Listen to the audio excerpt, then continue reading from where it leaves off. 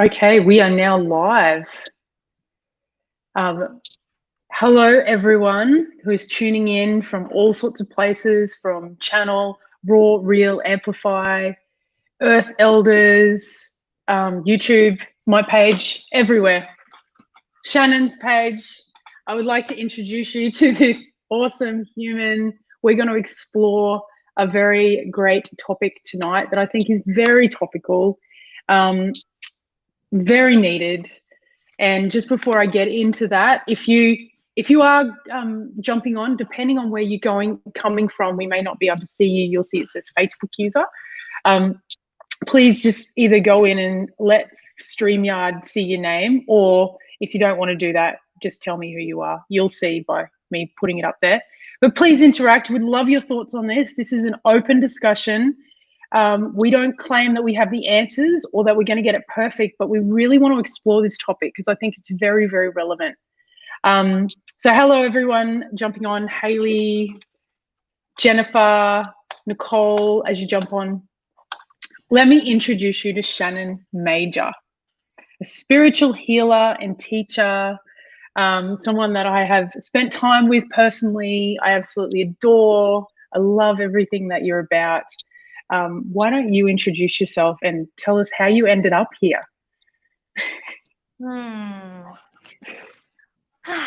Yeah, my name's Shannon. I'm from the UK. I'm, like you said, a spiritual teacher, healer. I work specifically with women around awakening their bodies to the feminine, to clearing the parts of them, the places in them that may have been repressed, cut off, conditioned in a way that is blocking or stifling their soul essence, their embodiment. I work with a lot of different things, but I'm mainly a healer and a spiritual teacher. And how did I end up here? That's a good question. I started doing witchcraft at about 7 years old, and Wow. traveling different dimensions, and so I was into, you could say, spirituality or whatever, from a really young age. At that age, I didn't have a frame for what it was. It just felt very natural for me. So that was where I started. At 20 years old, I was in the social justice movement quite a bit. I worked in refuges in London for women that were experiencing domestic abuse. So I kind of started in spirituality, went into more the social justice realms, working with women, and then about 2.5 years ago, I started my own business. Yes, beautiful. And you now live in Bali? And I now live in Bali, yeah. Beautiful, Mother Bali, beautiful. Well, thank you so much for being on here. And for those of you, like I said, tuning in, please do engage with this conversation. I'm going to put as many as I can, your comments up here. And we're gonna really explore tonight how to have a voice when you don't know how to have one. How Shan and I even came to have this conversation was I posted something about being someone who meditates and takes action, or being someone that's just in action and meditates and basically alluded to, you can just always be amazing. Everything can always be amazing. To which Shannon very appropriately and rightly said, no, Jess, if you're in, no, no, Jess, if you're on planet Earth, there is no always amazing. So why don't we start there, talking about how to have a voice. I mean, you felt okay to just comment on something like that. What was that like for you? Was there any sort of, I don't know if I'm going to say this, or because you really did challenge my own thinking, right? I was quite detached from how it was going to be received, how you was going to receive it. I was quite detached in that moment. I'm not generally someone that comments a lot on other people's stuff to challenge them. Like I'm actually not. I used to be. But yeah, in that moment, I just felt called to give my 2 cents on it. And I guess what you said kind of sparked something that I'm passionate about as well. So yeah, and Yeah. I just had a feeling that you would take it with love, and I feel like I have enough of a like camaraderie with you to know that, you know, you was going to receive it as it was intended. Yeah. And that can sometimes be part of it, right? Like you said, you trusted that I could receive that, whatever you Hmm. said, right? And then you also said being detached from, you were detached from what it was you were about to do and say. So it's like, Hmm. you mean detached from the outcome, like what would happen if you did it? Yeah, just detached from what it would mean. Yeah, what kind of response is this going to get? Or yeah, what's the outcome going to be? I just led with, this is what I feel, this is what I know to be true, and I feel like it's worth expressing. Yeah. And it's sort of it's on point considering what we're talking about, right? Because we're actually talking about, well, what you said was you cannot be human and always be amazing. You've got a whole range of experiences. Yeah, yeah, The irony, absolutely. the irony here is that we're talking about having a voice when you don't know how to have a voice. So if everything was always amazing, you could just have a voice and everyone would just be amazing about it and they would receive it in an amazing way and everyone would just be amazing, wouldn't you? It's just be great. But that's not what happens. No, I was gonna say that feels like bullshit to me. It is. I'm pretty sure I used to live like that though. I used to live like, it's all good. Everything's good. Everything's great. I'm fine. I'm fine. Everything's fine. Deep down inside, I'm like, Yeah, yeah, exactly.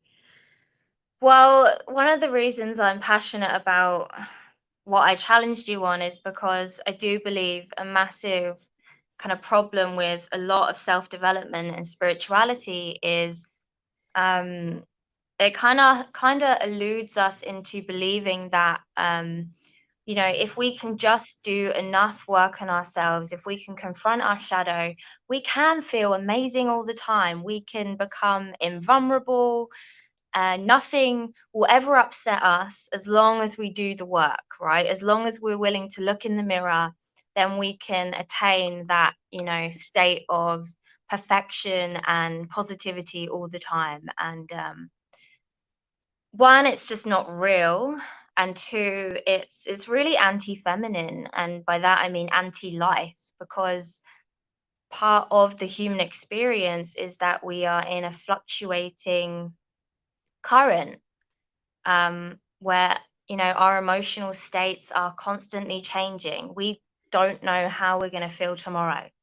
We don't know how we're going to feel next week. We don't know what's coming. So to to aspire to feel positive all the time is, to me, it's like to cut ourselves off from life. Um, like when I think to my most expansive times in my life, it was not when I was feeling positive. mm, They happened when I was heartbroken, when I gave up, when I fell down. And those have been the most, yeah, soul aligning moments, when I don't know what I'm doing, when I don't feel okay. yeah. And do you think that's part of it? So, do you think part of it is, like you said, actually, I'm going to go back to this when you said you get bought into that if you could just do more and more development and just find out certain things about yourself, then I definitely did that. I spent thousands and thousands and thousands of dollars trying to get better at never feeling crap. Mhm, mhm. And Yeah, and never experiencing it. And like, I would look at people that were leading these programs and be like, they're bulletproof. Yeah. You know, they just seem to be bulletproof. But what I discovered is, after years of doing it and leading these programs myself, what I got is that the key was just to always express it, whatever it was, when it was there. However it looked. You know, I went on a live today. I just felt like crying. I just cried. I wasn't going to hold it. I didn't know that was going to happen, but it's happened. Yeah. What, and look, just coming back to the topic and relating it back to that, what do you think that has to do with having a voice? How are they related? Related to what specifically? Well, we're talking about tonight, right? How to have a voice when you don't know what to say. You want to say it, but you know it's needed, right? So we could even be talking here about the voice of an experience or an expression or a feeling. You know, I kind of imagine it like, sometimes there's this, it feels like this pressure not to express something. I even got it as I was doing that live. I got this like, don't cry. It's like, don't cry. And then of course I've done enough work to go, no, just be there, just be, bring it back and just be. So it's like there's this voice to just allow the expression. But how do you have a voice when you don't know what to say, how to say it, but you know it's needed? I feel like it's about letting ourselves stay in the moment truth. So it's like I could come online and I could feel so vulnerable and tender, but it's about, okay, how do I hold myself in that moment by moment? Do I need to breathe? Do I need to pause? Do I need to let myself cry? Like, I think we have to come out of the paradigm of like, how do I say it right? How do I look certain about myself? How can I give value? How can I come across as this kind of person? And really just attach our intention to, how can I be authentic? How can I show up in my truth right now? Which is a moment by moment practice.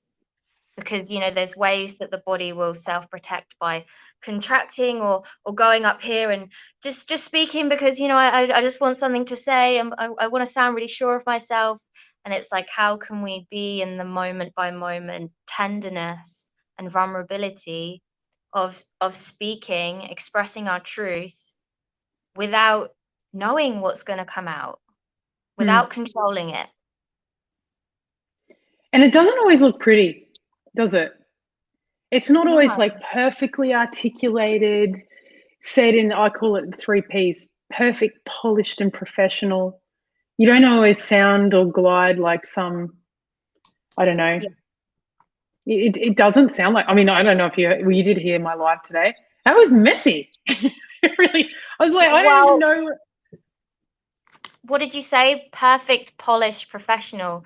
If someone is speaking in line with those 3 attributes all the time, I don't think I would trust them very much. I don't think I would feel them.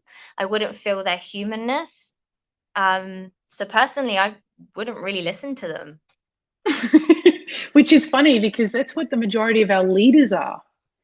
When I say leaders, I mean leaders of our countries, leaders of, you know, even leaders in other countries. The majority of our leaders have to be perfect, polished, professional. They're also the most untrusted people on the planet. So probably a good point. Yeah. People don't trust them. They don't feel them. It says a lot. Yeah. And so how do you, because I know, like, I'm always exploring this. How do I encourage people to have a voice? Because I have one. I get up and I do have one. But how do you encourage people to connect with that and have it? Like, how can people access that for themselves? For me, it took practice. Like, I remember when I did my first live stream or was writing my posts, and there was so much uncertainty and unworthiness. And the only way I was able to transmute that was to step outside of my comfort zone, to be seen in the places I hadn't been seen in yet. And it did not feel empowering. I did not feel good about myself.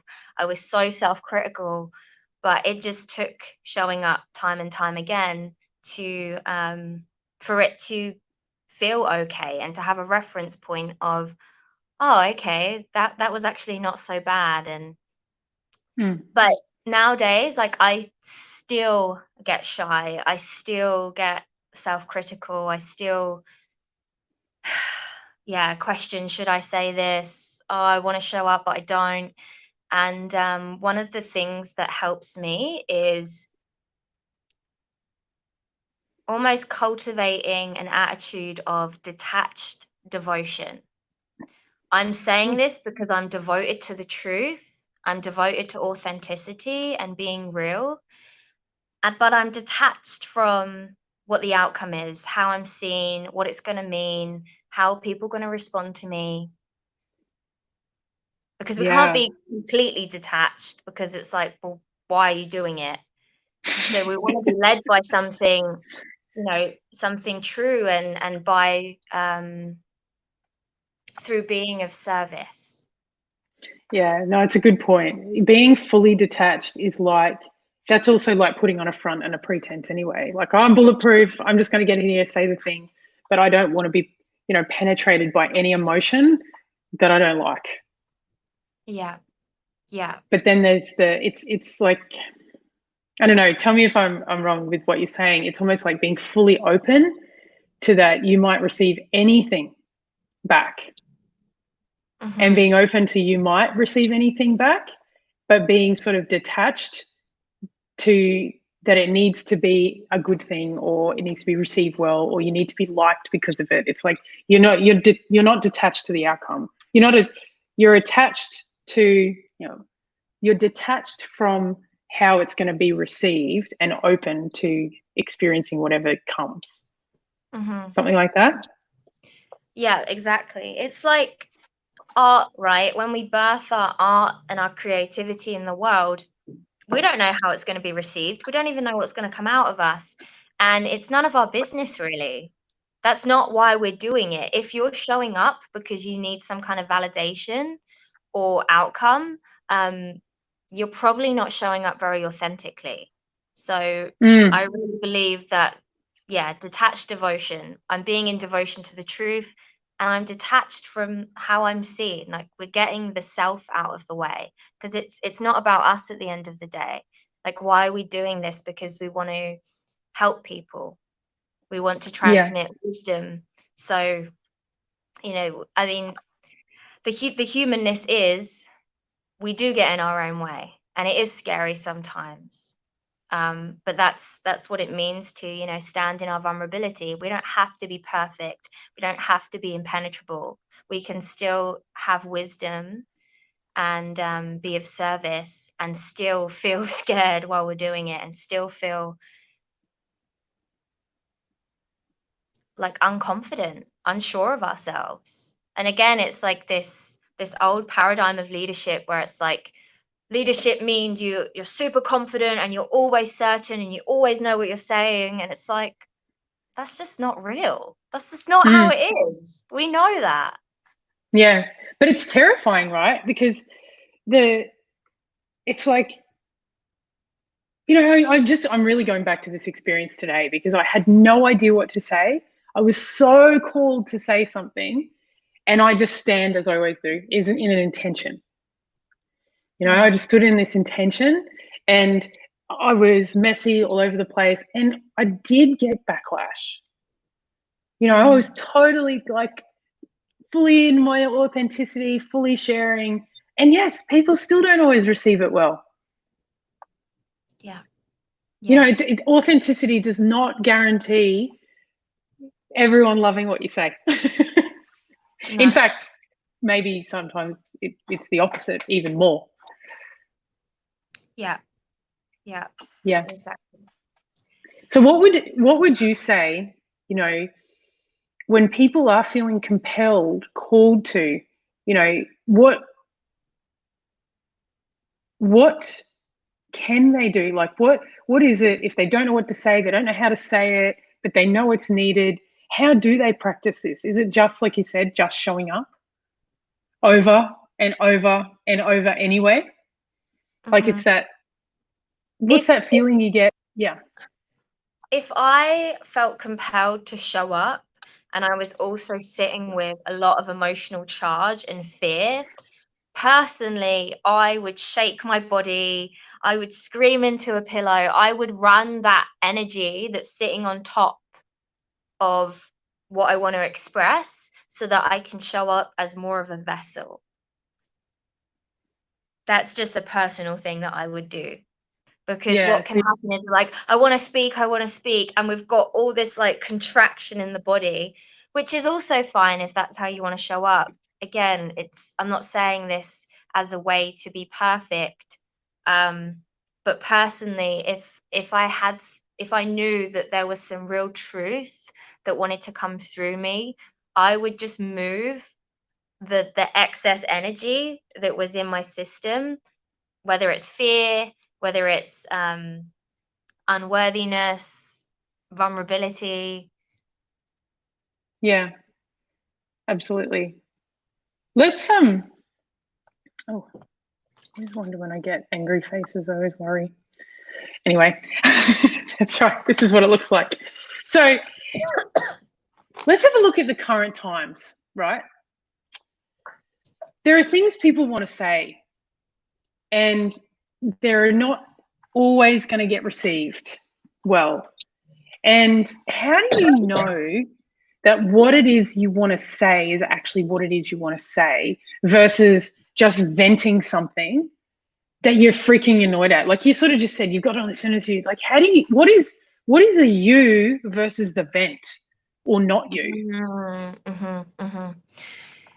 Yeah. So I feel annoying to keep going back to this, but it's like if I'm in detached devotion, I'm usually being led by inspiration. I'm inspired. Whereas if there's like an emotional charge and a trigger, it's like, oh, I just want to say this and prove my point. And it's almost like we want to penetrate it at someone, or we want to penetrate it at community, or it's like loaded with this like aggression almost. Does that make sense? And Yeah. it usually comes out very like, ugh, there's like a Texting. to it. Is that a Yeah, text? it's almost like this keyboard warrior energy where it's like we can't control ourselves, but we have to say it. There's a lot of self-righteousness. And would you say that, how do you determine, because one of the questions we have here is how do you determine it's even needed, right? Is keyboard warrior needed? How do we determine if that's needed versus, connecting to something more, like you said, inspirational and being led by inspiration? Are both needed? What would you say? I mean, look, they're both true, right? If someone has a trigger and then they want to vent that on Facebook or whatever, that's a real experience. It's not fake. They still have something to say. It's just the place that it comes from is not fully clean, so to speak. So they're both real. And, if we say, well, people should only show up when they're in inspiration, it's like, are we trying to bypass or turn away from the messy triggers and reactions that are very, very real?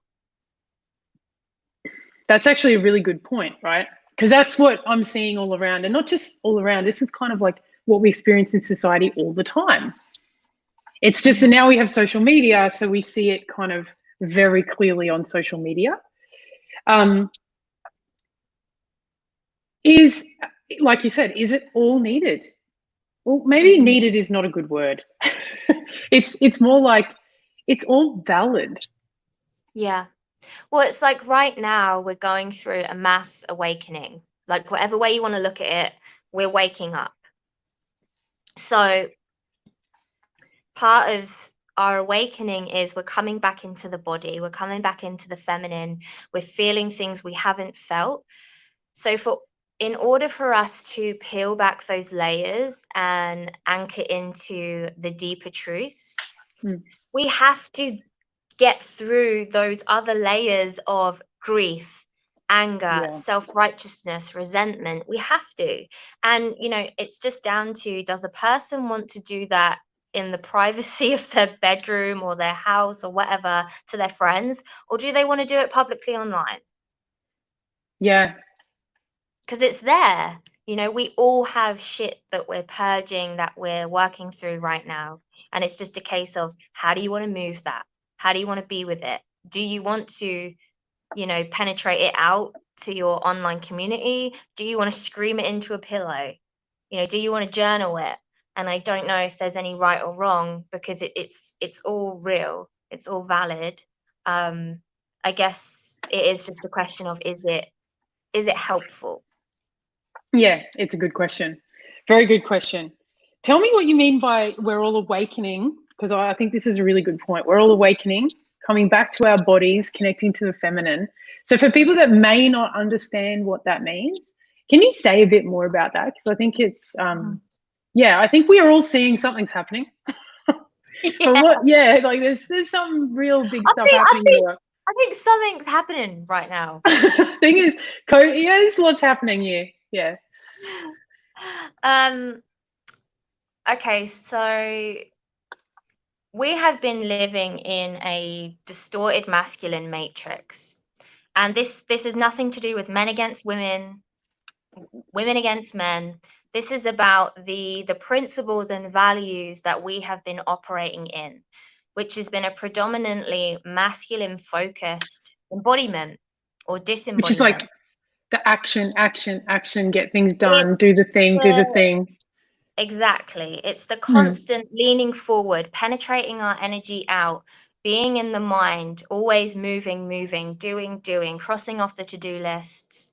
I'm going to get somewhere. I'm going to get that money. I'm going to get that car. I'm going to get that status. I'm going to get there. I'm going to get there. That kind of energy. Yeah.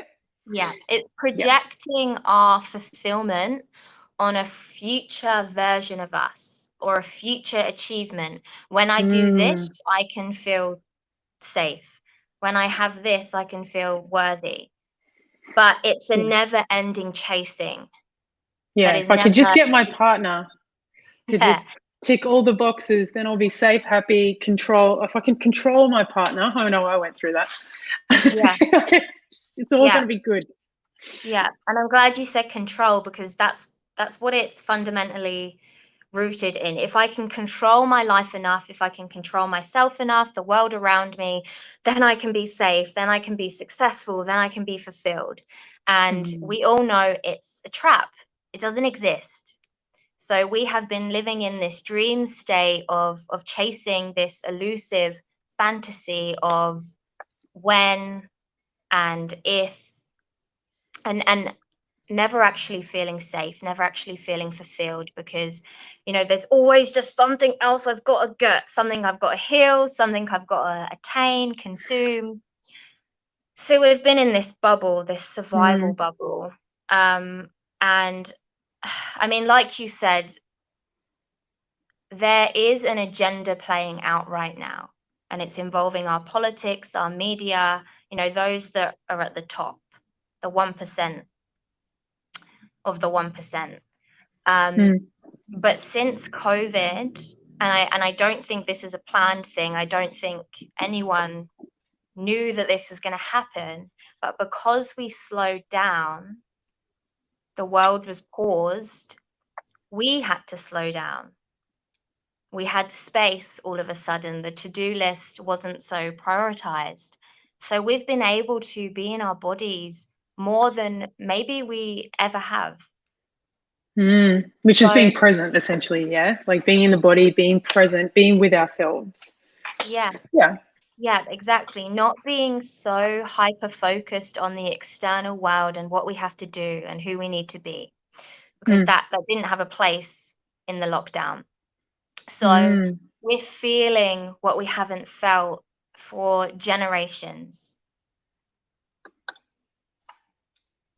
And that's bringing us back into contact with the feminine. So it's our Which is that. emotional self, our compassion, our empathy, our intuition, mysticism, sexuality, sensuality, all these things that have been lost and forgotten, or it's like, oh well, maybe I'll entertain that stuff if I have some spare time or at the weekend. But it's never a priority, because what's prioritized is what I'm doing, what I'm getting, what I'm gaining. It's so interesting you said that. During COVID, I started doing embodiment work for the first time, because I'm around so many people like yourself, Shan. I highly recommend it. and I had the space to do it.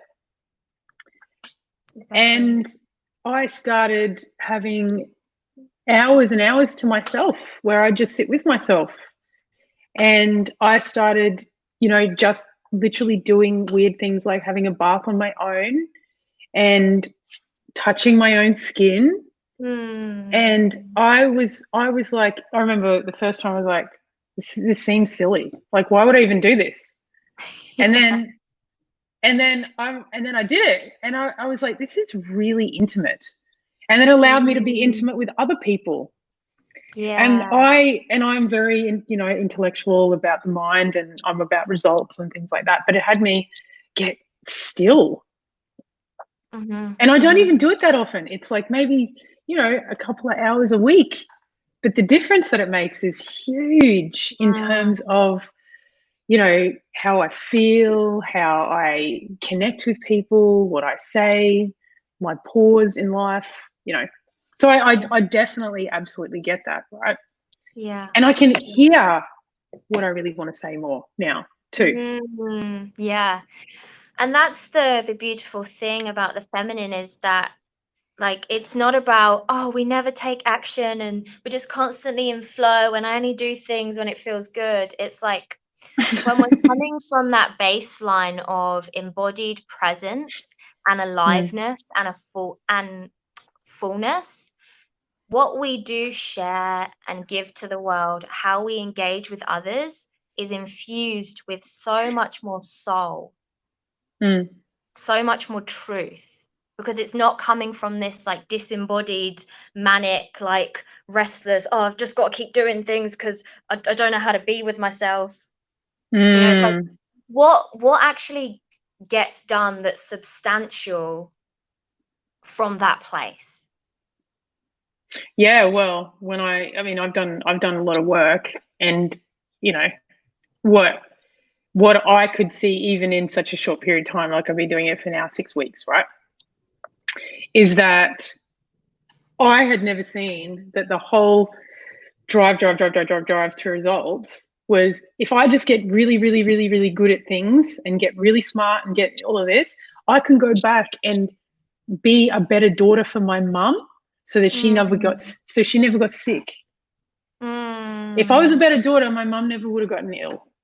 And I say that, my mum's just like worked out how to use Facebook, and I'm her only friend, so she's probably watching. But it's like, and I shared this with her, and I bawled and bawled for so long, because I was like, wow, I'm doing all of this so I can so I can go back in time and be a better daughter. And if I could just fix my mum, then I could fix anyone. And then I shared, and so just taking the moment to hear something in my body, hear something in body, do the work as I did it. I got to hear that. And then I said to my mum, I shared it with her, and she's like, I don't need fixing. I love my life. And I'm like, so I've been doing the things for this long. And then she's like, you don't need to fix me. In fact, Mum, Jess, can you just stop trying to fix me all the time? And I just went, well, Mum, I just want to know that you love who you are. And she goes, I do. And it was in that moment that I got, there's nothing to fix. Yeah. And this is the thing, we're all rushing around because we believe that there's something to fix, there's something to control. And until we, do that, then then we can't rest, we can't relax, we can't be safe. And yeah, what just came through when you said that was like, the thing that we're actually wanting the most from people is presence and intimacy and to be seen. And that comes through embodiment, and it comes through fulfillment and aliveness. It doesn't come Yeah. through being this hyper successful person who is constantly productive. That doesn't create connection between people. It doesn't create empathy. If anything, it actually blocks our empathy because we're so hyper focused on the external. Yeah, absolutely. Absolutely. Someone asked this question up here, and I think it's a really good question. I'd love to get your answer on it. What about when you're feeling triggered in the moment, face to face with someone? You can't really punch pillows in front of them, usually. How do you stay in communicating truth? Yeah, that's an excellent question. Yeah, and if you ask my partner, he would laugh and be like, "Well, you're not good at that." But when I have been able to have that window of consciousness and notice, okay, I'm triggered right now, my body's gone into reactivity, then I would bring myself into breath, I would bring myself into slowness, and maybe just speak out the fact I'm feeling triggered right now, I'm feeling angry, I'm feeling hurt. And usually I think we want to detect or feel if that person's able to hold space for our trigger, or if it's actually safer to take our own space in that moment. But as like a go-to, I would say come into the breath, maybe place your hand on your heart and just slow down.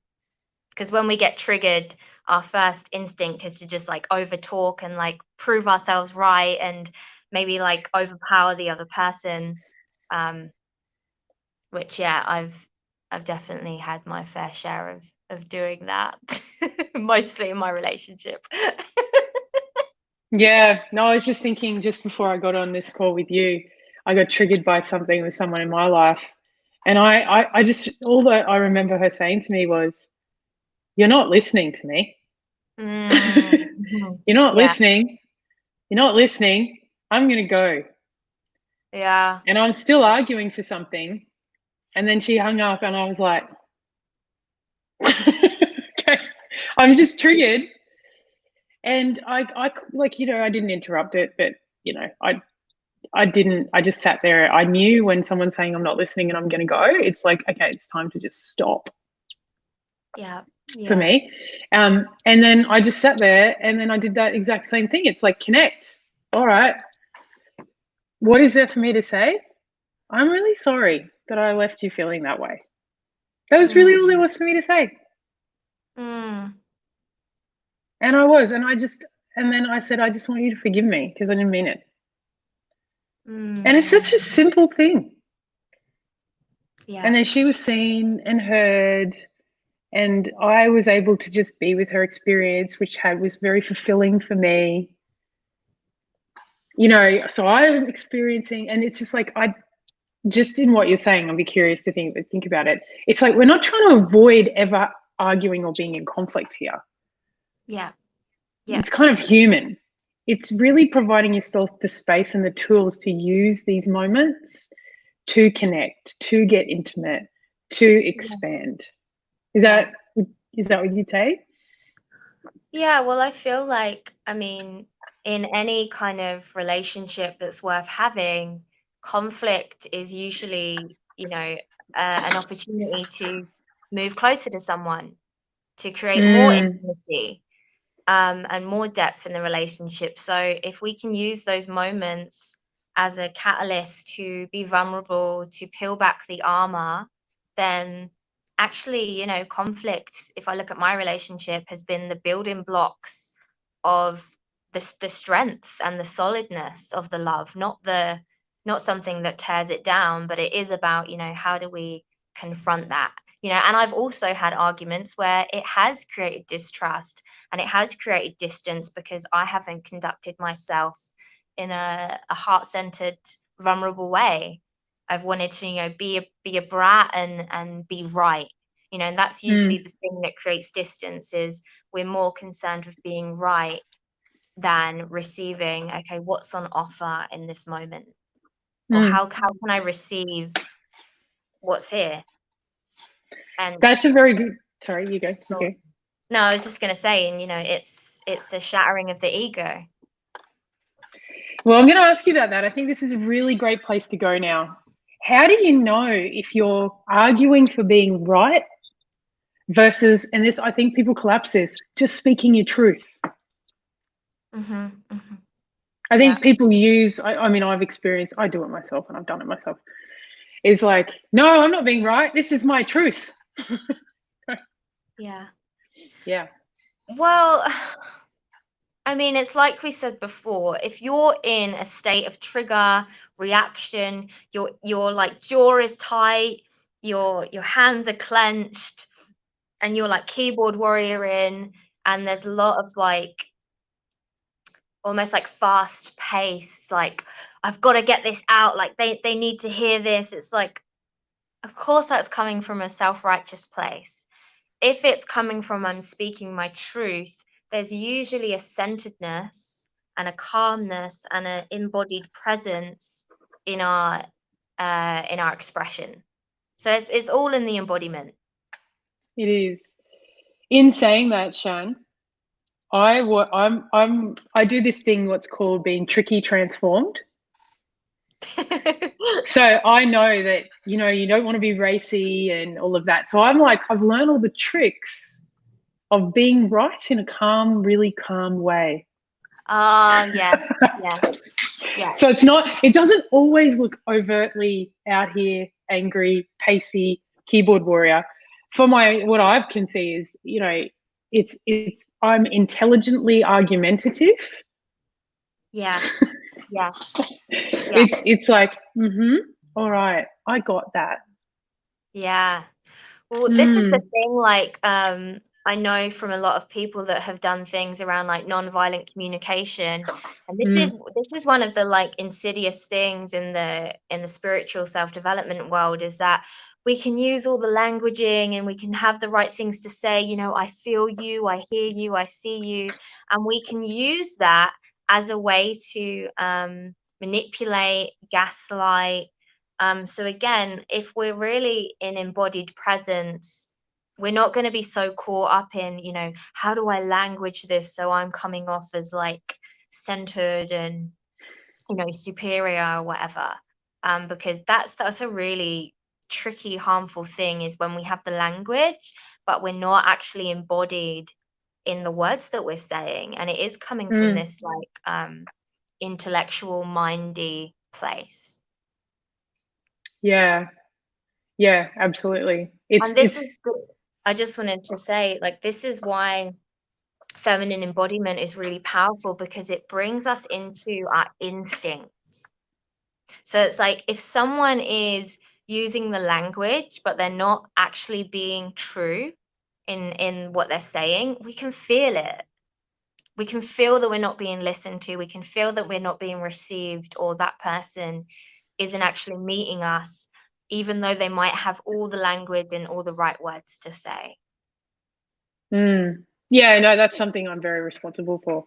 Being someone that's intellectual, all about the research, very well read, have all the things and the facts. It's definitely something I know that I could, you know, use education as a way of being bright. But when I really connect, and if I'm able to be vulnerable, it's really, for me, it's going, am I listening? So if anyone ever says you're not listening, I'm like, I'm probably doing that thing again.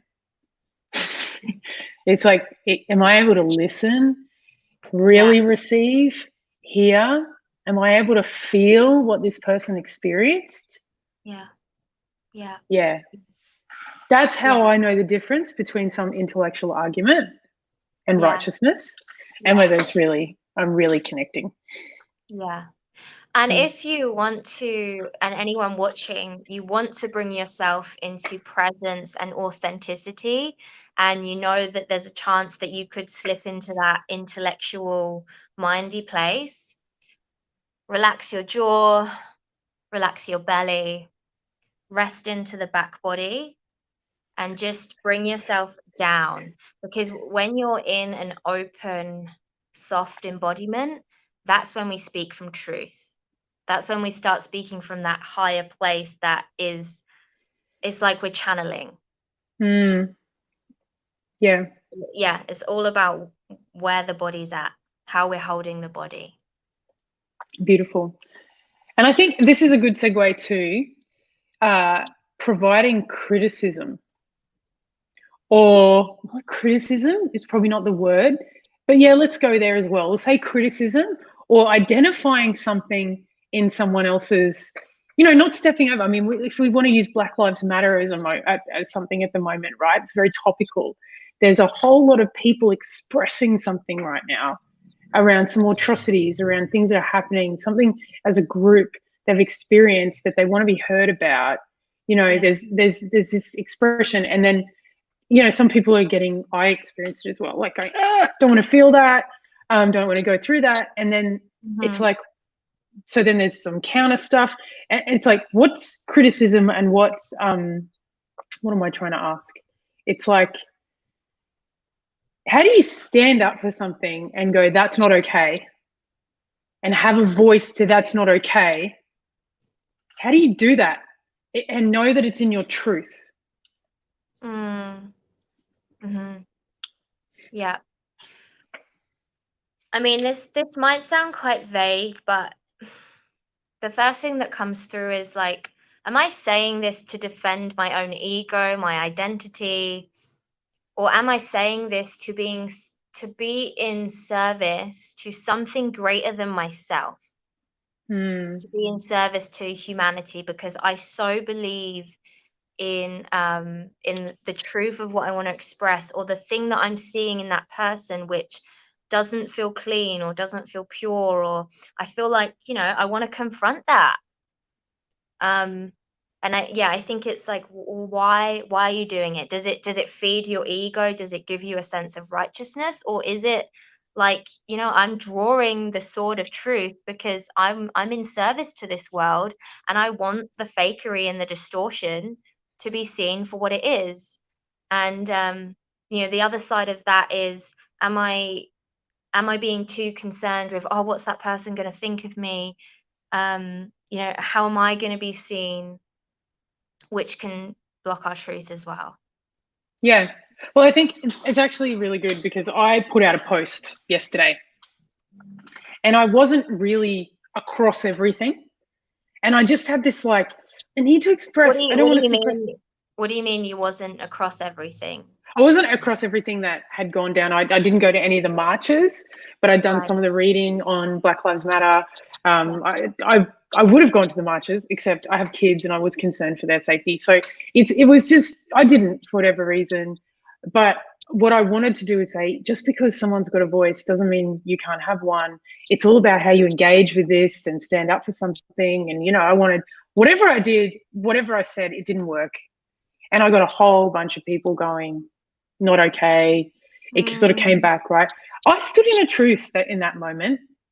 But when I really looked at it, I couldn't be with the shame that I had around the situation. But at that moment, I experienced it as truth. Yeah. I don't know. Well, I think what I'm trying to say is that it's messy. You don't always get it right. Yeah. And it's like what you were saying, this paradigm of being polished, perfect, professional. Yes, we might, look really good on the surface, but are we being authentic? Are people feeling us? And then there's the version of, I'm going to speak in my vulnerability, in my in the moment truth. I'm going to allow myself to be seen and show up. And of course, that runs the risk of saying things that maybe later we want to retract, or we feel into it and we're like, oh, actually that doesn't feel true anymore. And it's like, I think that we have to hold space for that. If we're really prioritizing authenticity, then we're gonna say things that at some point we probably don't, fully feel or believe in at some stage. I think that's just the game of evolving and learning. So I Yeah. think we have to hold space for people being imperfect. And it's about, okay, so how do we rectify that? How do we hold ourselves when we have felt, oh, okay, I don't actually feel that anymore. Are we willing to stand in the center of that and own it and be seen in that? Or do we defend ourselves and we're like, we don't want to own up to it? So I think that's like the thing that we want to look for in leadership is people being willing to say, I was wrong. Or, actually, I've heard this person's perspective and, I don't actually condone what I said. But without beating Yeah. ourselves up, we don't want to shame ourselves, but just standing in the center of the truth, which is a fluctuating, ever-changing current. Yeah. What I Absolutely. believed 2 years ago isn't what I believe now. No, it is really that being open, isn't it? Standing, truth is not like this fixed thing that I think I mentioned this the other day. It's almost like the moment that you have a truth, it becomes irrelevant in the next moment. It's like, okay, what am I discovering about the truth of life now? And Mm, now, and now. It's like, it's only really relevant for a moment.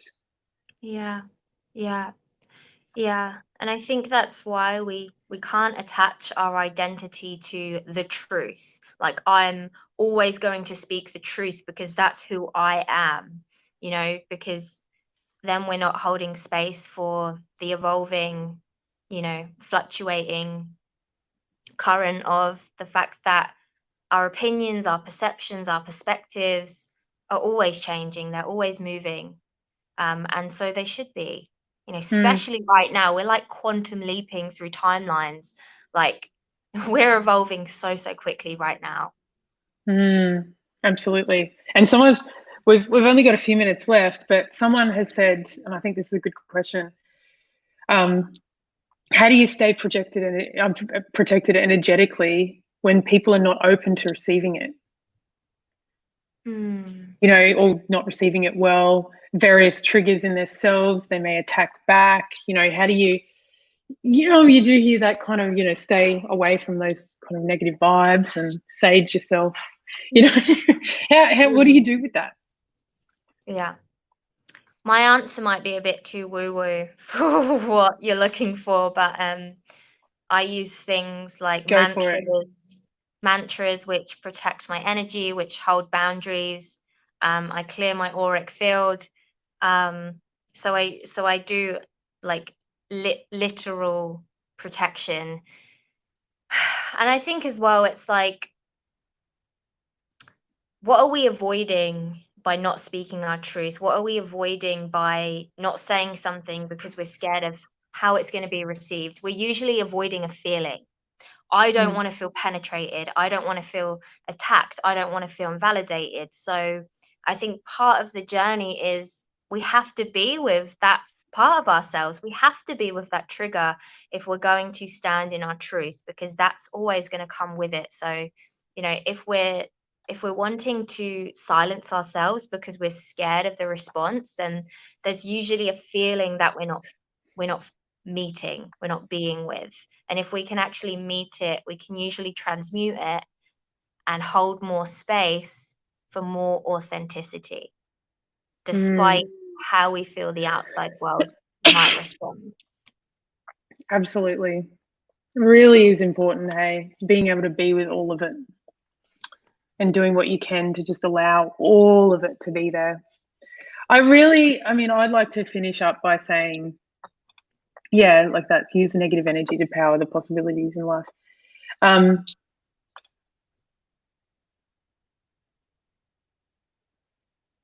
It's okay to say you can work because you haven't worked yet. Yes. Surround yourself with a feeling of love and accept people where they're at. Yeah, I think I'm going to end on this, and I'd love whatever comments you want to end on. Is that I think what's more important for me, at least, is I don't really care if people get triggered. I mean, I wouldn't do what I do, right? If I did, Yeah. I wouldn't have the most. You're so good at that though. Like you have this like trickster archetype, and I feel like a part of you like relishes in it. Because the way you responded to me, you were like, "You're triggered. Want to do a live?" Yeah, pretty much. I was like, Pretty she loves it. Well, sort of, because it's like I love kind of awakening a voice. That's I don't see it as a trigger. That is actually my end sentiment is without these voices getting heard, seen, known, experienced. I don't create all this stuff on um, Facebook, YouTube. I don't create this audience because I want attention. I want the voices that don't get heard to get heard across the planet instead of who's buying the newest Reeboks. I don't want TV and channels of media to be drowned out by products that you can purchase to make you feel good in some false sentiment that that's going to do something for you in life. I want the voice of social media and media to be about the voices that exist in reality for people. And you were one of them. So it's not that I get a kick out of people getting triggered. I just Just a little bit. I do go, another voice. Yeah. I do.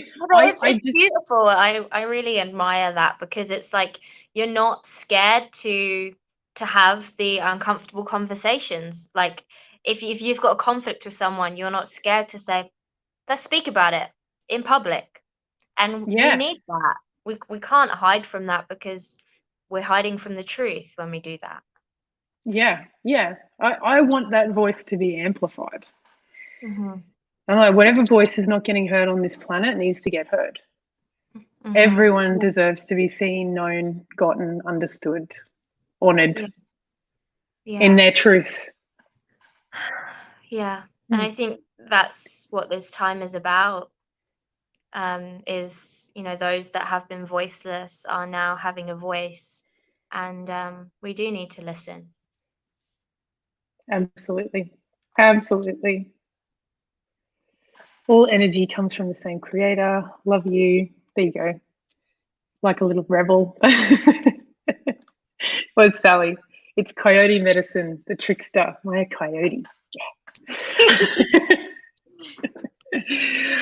Is there anything else that you feel called to say at all, Shan, before we end up?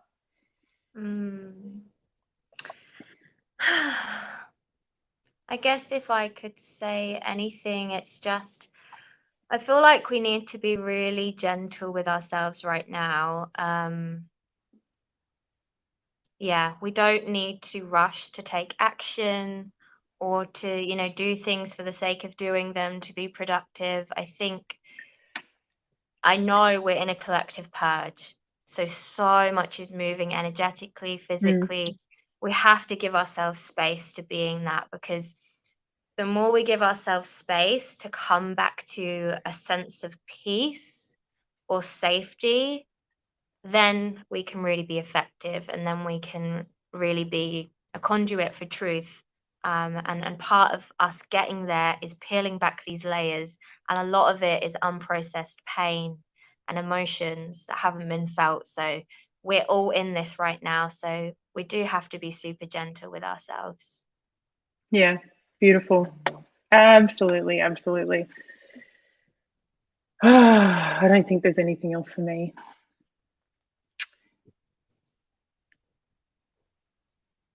I think we can leave it there. I just looked and there's nothing else from anyone else.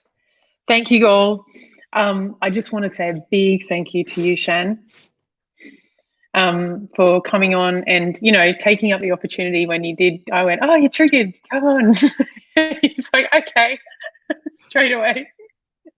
I really appreciate that you are so open to having You're breaking up for me a little bit. Am I? Oh, no. I don't know what's happening. Can you hear me say thank you? Thank you so much. Oh, no. Okay, Yeah, I think we're back. We're back. Are you? Okay. Thank you so much. I just wanted to say a big thank you. for taking this on and going, yep, let's do this and have this conversation. I just think it's so needed right now. There's so much being said, and like you said, there's just so many people expressing, and it's like, how can we be with that and just allow it? So thank you for having this conversation with me. I love your work. Thank you everyone that tuned in from all the channels, my page, Chan's page, Earth Elders, Raw, everywhere that you tuned in. If you have any comments you want to leave, please do. You're welcome. Yes, Yes, thank you so much. Thanks for having me and yeah, proposing this conversation, and thanks to everyone who joined us. Yes, you're welcome.